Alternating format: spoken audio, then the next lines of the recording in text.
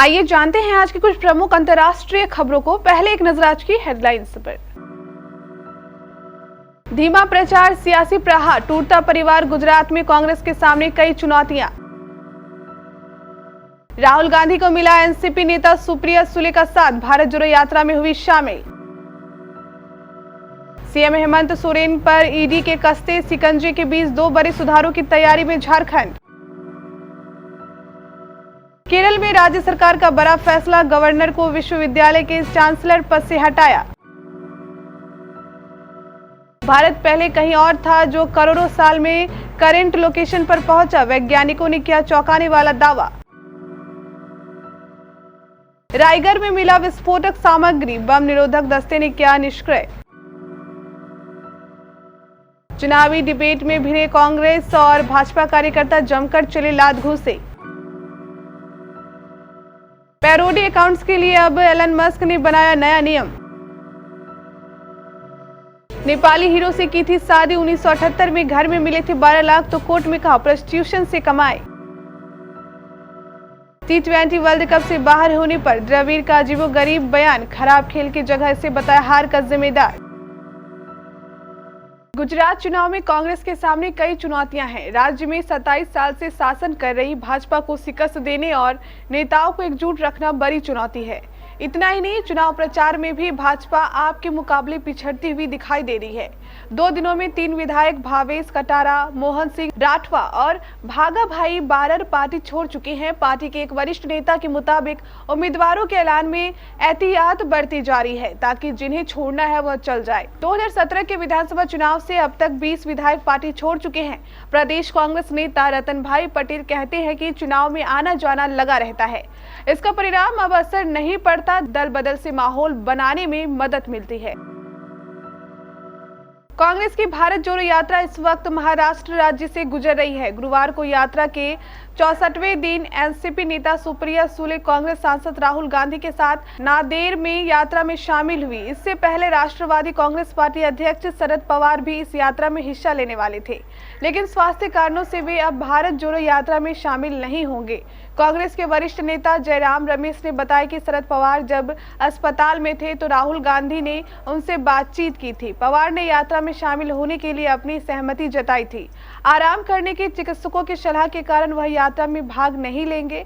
शरद पवार की बेटी और राकांपा की लोकसभा सदस्य सुप्रिया सुले ने कांग्रेस की भारत जोड़ो यात्रा में हिस्सा लिया।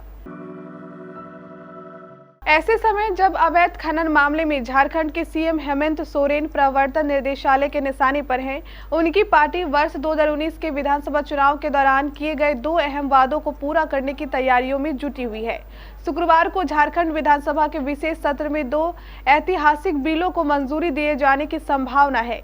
इसमें से पहला बिल 1932 के भूमि रिकॉर्ड का उपयोग करके इसके स्थानीय निवासियों का निर्धारण करने और दूसरा अन्य पिछड़ा वर्ग के लिए रोजगार और नौकरियों में आरक्षण 14% से बढ़ाकर 27% किए जाने से संबंधित है। बिलों को राजनीतिक रूप से इतना संवेदनशील माना जा रहा है कि इस बात की संभावना बेहद कम है कि विपक्ष इसका विरोध करेगा। हालांकि अस्थायी निवासी के रिकॉर्ड्स में बदलाव किए जा सकते हैं। केरल में राज्यपाल आरिफ मोहम्मद खान और सरकार के बीच का टकराव अक्सर देखने को मिलता है। एक तरफ गवर्नर राज्य सरकार की आलोचना करने से पीछे नहीं हटते, वहीं राज्य सरकार भी गवर्नर के फैसलों को अलोकतांत्रिक ठहराते रहते हैं। अब सरकार ने बड़ा फैसला करते हुए राज्यपाल आरिफ मोहम्मद खान को कला कमान डीम्ड टू विश्वविद्यालय को चांसलर के पद से हटा दिया है। बताया जा रहा है कि अब कला और संस्कृति से संबंधित किसी प्रतिष्ठित व्यक्ति को यह पद दिया जाएगा। देश में पिछले 3 दिनों में भूकंप के कई झटके आए हैं, इससे भूकंप को लेकर डर बढ़ गया है। दरअसल भूकंप एक ऐसा शब्द है जिसे सुनते ही आप डर जाते हैं, जिसके आने का मतलब तबाही और बर्बादी ही होता है। यह एक ऐसी समस्या है जिसका समाधान नहीं किया जा सकता है। भले ही विज्ञान ने बहुत तरक्की कर ली है, लेकिन आज भी इस प्राकृतिक आपदा यानी भूकंप के सामने इंसानी शक्तियां कमजोर ही साबित होती है, क्योंकि न तो इसके आने का वक्त पता चल पाता है और न ही इसकी तीव्रता का आंकलन किया जा सकता है। बेशक इंसान ने इस आपदा से खुद को बचाने के लिए कई कोशिशें की हैं, लेकिन अब भी भूकंप की चुनौतियों से जीतने में हम पीछे हैं। एडवांस तकनीक के बावजूद हम अब भी भूकंप के सामने लाचार ही नजर आते हैं। महाराष्ट्र के रायगढ़ जिले में गुरुवार को पेन की भोगवती नदी में विस्फोटक पदार्थ पाया गया। इसकी सूचना मिलते ही पुलिस मौके पर पहुंची। इसके बाद पुलिस ने बम निरोधक दस्ते को सूचित किया। बम निरोधक दस्ते ने उसे निष्क्रिय कर दिया। रायगढ़ के पुलिस अधीक्षक सोमनाथ धारगे ने कहा कि रायगढ़ के पेन की भोगवती नदी में जिलेटिन की छड़ें तैरती हुई पाई गई। इसके बाद बम निरोधक दस्ते द्वारा इसे निष्क्रिय किया गया। उन्होंने बताया कि उन्हें जानकारी मिली है कि बम जैसी कोई वस्तु तैरती हुई मिली है। इसके बाद पुलिस ने छानबीन की। छानबीन में पता चला कि यह एक प्रकार का डमी बम था। उन्होंने बताया कि पुलिस इस मामले में शुक्रवार को पूरे इलाके की तलाशी लेगी। एक निजी चैनल की चुनावी डिबेट के दौरान हिमाचल प्रदेश के बिलासपुर शहर में गुरुवार शाम 5:30 बजे कांग्रेस और भाजपा के कार्यकर्ताओं में मारपीट शुरू हो गई। जमकर लात घूंसे चले। कांग्रेस प्रत्याशी बंबर ठाकुर ने उनके बेटे से मारपीट करने का आरोप लगाते हुए कार्यकर्ताओं के साथ चंडीगढ़ मनाली राष्ट्रीय राजमार्ग को जाम कर दिया। इसके बाद शहर में कैंडल मार्च निकाला और पुलिस अधीक्षक के आवास के बाहर नारेबाजी की। वहीं भाजपा के जिलाध्यक्ष स्वतंत्र सांख्या ने कांग्रेस पर उनके 4 कार्यकर्ताओं के साथ मारपीट करने का आरोप लगाया। जानकारी के अनुसार गुरुवार शाम को बस अड्डा बिलासपुर के पास एक भवन के छत पर एक निजी समाचार चैनल की ओर से चुनावी डिबेट कार्रवाई की जा रही थी।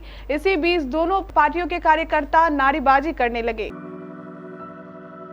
ट्विटर के नए मालिक एलन मस्क ने पैरोडी अकाउंट्स को लेकर एक अहम जानकारी दी है। उन्होंने ट्वीट किया, ज्यादा सटीक होते हुए जो अकाउंट पैरोडी कर रहे हैं असल में लोगों को बरगलाना ठीक नहीं। मस्क ने कहा, पैरोडी में शामिल अकाउंट्स को अपने नाम के आगे पैरोडी लिखना होगा, ना कि सिर्फ बायो में। पैरोडी अकाउंट्स वो होते हैं जो किसी और के अकाउंट की नकल के तौर पर बनाए जाते हैं। नाम में ही पैरोडी लिखे होने से लोगों को साफ तौर पर पता चल सकता है कि ये नकली अकाउंट है। हाल ही में एलन मस्क के साथ खुद एक पैरोडी अकाउंट से जुड़ा मामला हुआ था।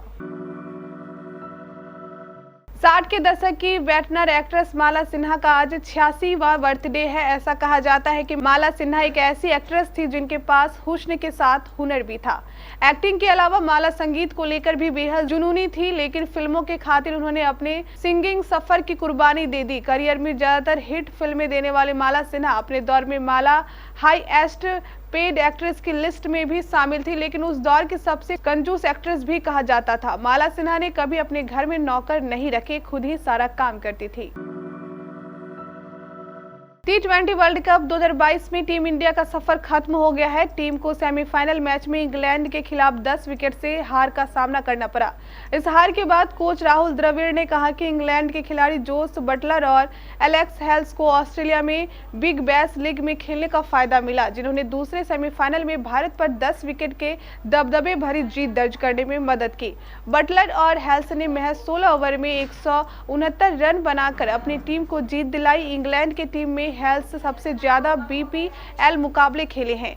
वह इसमें मेलबर्न रेनेगड्स और सिडनी थंडर्स के लिए खेले जा चुके हैं। द्रविड़ ने स्वीकार किया कि विजेता टीम को इसका फायदा मिला। उन्होंने कहा, निश्चित रूप से इसमें कोई शक नहीं है कि इंग्लैंड के काफी खिलाड़ी यहां आकर खेले हैं। इस टूर्नामेंट में यह दिखाई भी दिया, यह मुश्किल है।